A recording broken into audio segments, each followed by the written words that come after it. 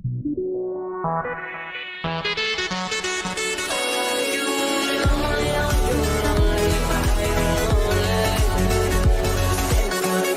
My dear student, welcome to KKJ tutorial point. Student, आज बात करने जा रहे हैं फंक्शनल आइसोमेरिज्म। फंक्शनल आइसोमेरिज्म को हम लोग क्रियात्मक समवेता के नाम से भी जानते हैं। ठीक है स्टूडेंट, जो फंक्शनल आइसोमेरिज्म होता है हम लोग इस तरह से बोल सकते हैं कि the compound which have same molecular formula but different functional group, so functional group isomerism या फिर फंक्शनल आइसोमेरिज्म। ठीक है, फंक्शनल आइसोमेरिज्म डायरेक्ट ये बोल सकते हैं, जो फंक्शनल आइसोमेरिज्म है क्रियात्मक समवेता, फंक्शनल आइसोमेरिज्म। ठीक है, फंक्शनल आइसोमेरिज्म को हम लोग बोलते हैं क्रियात्मक समवेता। ठीक है, जो क्रियात्मक समवेता है स्टूडेंट, इसको शॉर्ट में हम लोग FID लिखेंगे। ठीक है, तो जो फंक्शनल आइसोमर होता है, फंक्शनल आइसोमेरिज्म, इसको हम लोग इस तरह से बता सकते हैं, the compound which have same molecular formula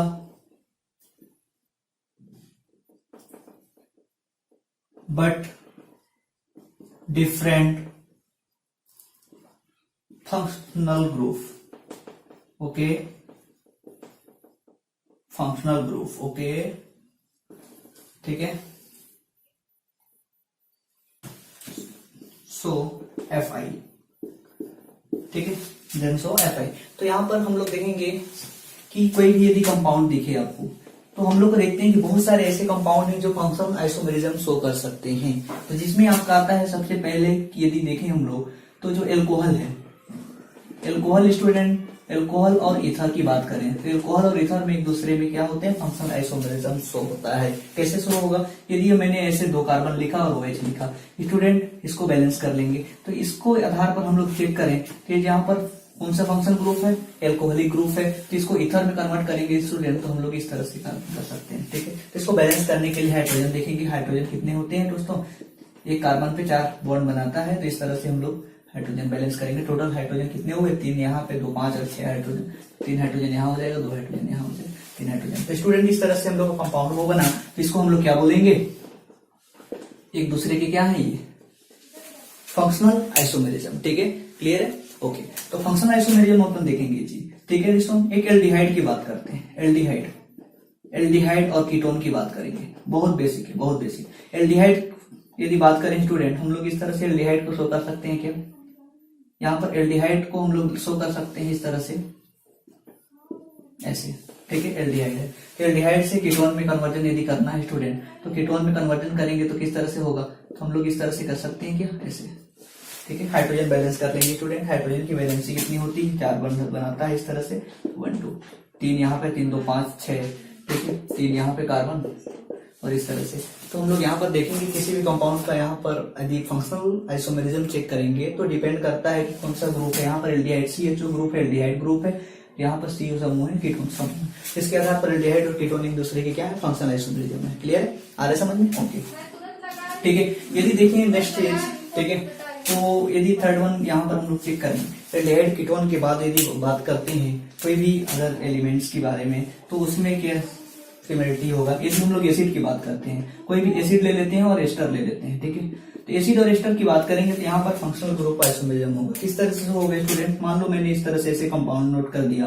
ठीक है, तो ये कंपाउंड क्या है, एसिडिक वाला कंपाउंड है। ठीक है, एस्टर की बात करेंगे तो एस्टर में इस तरह से कंपाउंड बन जाएगा आपका। ठीक है,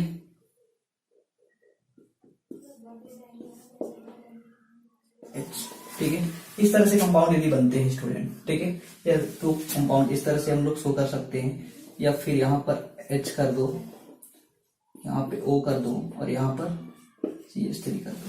तो ये सारी चीजें क्या होता है यहाँ पर कंपाउंड स्टूडेंट, यहाँ पर एस्टर कंपाउंड है, या फिर इसकी जगह पे और भी कंपाउंड ले सकते हो, H लिए हो आप, CH3 2 कंपाउंड जोड़ सकते हो, कोई दिक्कत नहीं यहाँ पर कंपाउंड एड करने पर। मतलब RC, ठीक है, COOH यदि कार्बोक्सिलिक ग्रुप है, यदि यहाँ पर एस्टर ग्रुप में कन्वर्ट करेंगे तो RCOO R' ये चीजें यहाँ पर फॉर्म होंगी आपके। ठीक है, तो इस तरह से हम लोग बता सकते हैं किसी भी कंपाउंड का यहाँ पर एसिड को एस्टर में कन्वर्ट किस तरह से करेंगे। एसिड को एस्टर में कन्वर्ट करने के लिए हम लोग यहाँ पर इस तरह से देख रहे हैं। ठीक है स्टूडेंट, तो यहाँ पर देखने वाली बात यह है कि कोई भी कंपाउंड है तो उसमें हम लोग एसिड को एस्टर में कन्वर्ट करेंगे तो कोई भी होगा यहाँ पर फंक्शनल आइसोमेरिज्म शो होगा। ठीक है स्टूडेंट, यदि हम लोग मान लो इस तरह से कंपाउंड ले लेते हैं, साइनाइड वाला कंपाउंड ले लेते हैं, तो साइनाइड जो होता है आइसोसाइनाइड में कन्वर्ट हो जाता है, इस तरह से कंपाउंड में कन्वर्ट हो जाता है। तो यहाँ पर साइनाइड का आइसोसाइनाइड में कन्वर्जन जो होगा यहाँ पर फंक्शनल आइसोमेरिज्म होगा। ठीक है, साथ ही साथ में हम लोग यहाँ पर देखते हैं जो एमिन्स होते हैं, प्राइमरी सेकेंडरी और टर्सरी एमिन, यहाँ तक नोट कर लें। ठीक है,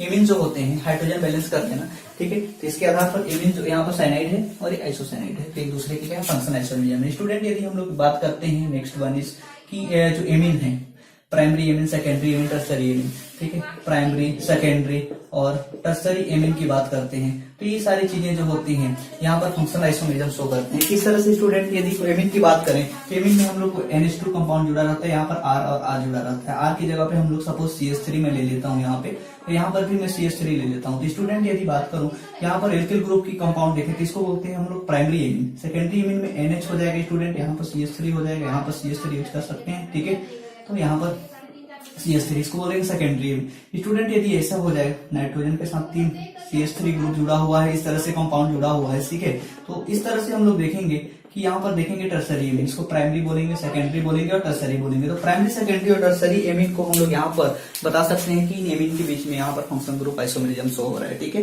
तो इस तरह से हम लोग देख रहे हैं किसी भी कंपाउंड का फंक्शनल आइसोमेरिज्म किस तरह से आप शो करेंगे। ठीक है, तो यदि फंक्शनल आइसोमेरिज्म शो करना है तो हम लोग इस बेस पर देखेंगे एल्डिहाइड और कीटोन के बीच में देख रहे हैं। ठीक है, कार्बोक्सिलिक एसिड और एस्टर के बीच में आप वेरिएशन देख रहे हैं। ठीक है, और यहाँ पर देख रहे हैं एल्कोहल और ईथर के बीच में। ठीक है, एसिड और एस्टर के बीच में। ठीक है, साइनाइड और आइसोसाइनाइड के बीच में कन्वर्जन हो रहा है, एमिन के बीच में कन्वर्जन हो रहा है। तो इस तरह से हम लोग देखेंगे कि फंक्शनल आइसोमेरिज्म किस तरह से शो होता है। ठीक है स्टूडेंट, यदि वीडियो अच्छा लगे लाइक करें, कमेंट करें, हमारे वीडियो को शेयर करें। ठीक है, ओके बाय।